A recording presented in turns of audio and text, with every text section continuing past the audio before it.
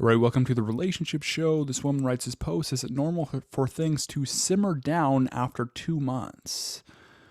So she's looking for what her future's like. She has these things that this guy's doing, 5 things this guy's doing. She says additional things for context. 1, a couple of weekends ago, we acknowledged we weren't talking to anyone else. He said he only had time for one person. He said he would always make time for me. Okay, what's he doing here? Well,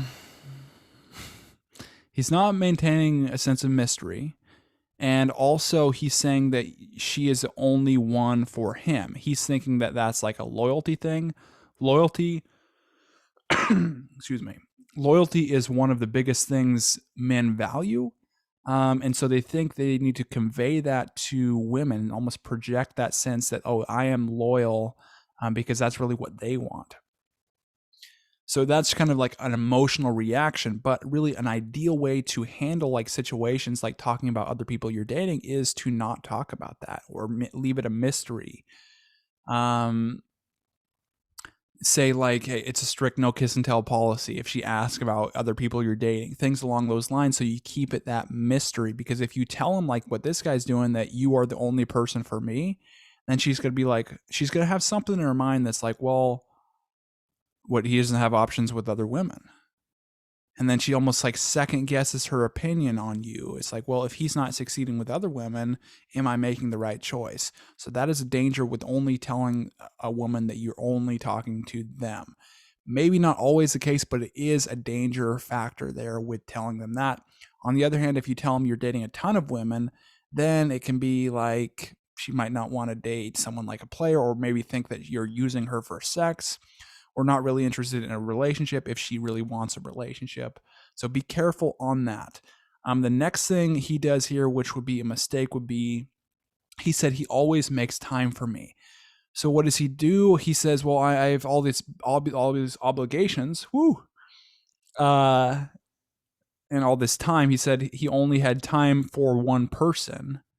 He's like, oh, I'm so busy, but then even if you have anything coming up, I'll open my schedule completely up to you.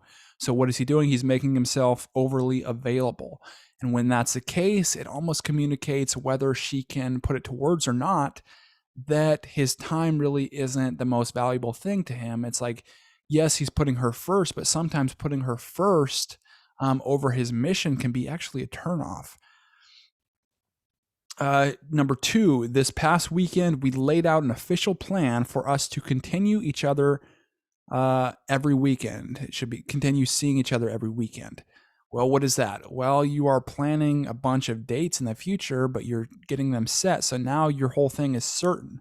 It's like now your certainty. It's like certainty, certainty, certainty. And relationships have a lot to do with managing certainty. So things like structure and having your finances and family and things along those lines, especially if it's like a long-term relationship. But also uncertainty, variety, doing things spontaneous, things that are fun, things that you haven't ever done before. If you just plan out every single date in advance for like a month, then it's just way too much certainty, and it almost doesn't really have that excitement factor always. Number 3, he's told his family and friends about me. Okay, it might be a little too soon because the two of you aren't exclusive yet. I mean, if you were in an exclusive relationship, then maybe, but sometimes that can just be read as coming on too fast and pushing for the relationship too hard. Number 4, references the future fairly often. In quotes, this summer we should do XYZ. When you are talking about your future early on in the dating phase, it often limits your future with them. It's too much too soon. It's like you two of you aren't even in an exclusive relationship, and you're kind of just running through this fantasy thing, and maybe it won't even work out. So I don't know. It's like, it comes across so women fall in attraction and love much more slowly. So if you're talking about your future and all these plans you have like over and over again, and then she's thinking like, well, I'm really just seeing how this goes, it's like it's just out of balance. Number 5, a couple weekends ago, he said he likes me so much it scares him. Ooh. So he's bringing up liking her before she's bringing up liking him. And he says so much that it scares him. That's not good. That's pretty. If you say it like it scares me to like you so much, that might freak the other person out, and at least like not really make them totally sure about you, because they don't really want to be scared. So they don't want to like reciprocate those feelings and be scared in a relationship and not feel like totally safe even. At least get kind of like those undertones of not being safe or just being out of control. Not a good way to go either, because it happened so fast. He's saying it happened so fast. Exactly. So it's like with guys, oftentimes when they don't know really how to control their emotions, they'll just fall in attraction and just fantasize over women immediately if they find them attractive, or things go like right on one date and they're like, oh my gosh, they get all overly excited because maybe they haven't had much experience or much success in the past. She says, any insight y'all could provide would be greatly appreciated.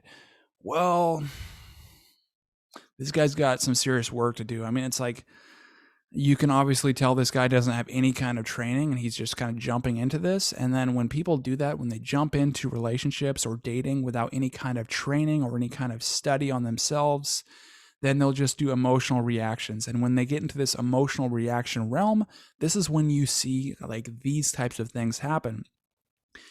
And so when like these emotional things happen, it like freaks the other person out. It's not, you have to really understand the other person, whether it's a man or a woman, and understand how they operate and how to basically kind of act in a way that makes the other operating system more comfortable, if that makes sense. So it's like you have to act like, realize that she falls in attraction much slowly, so you go at a slower pace and you don't just rush in right away.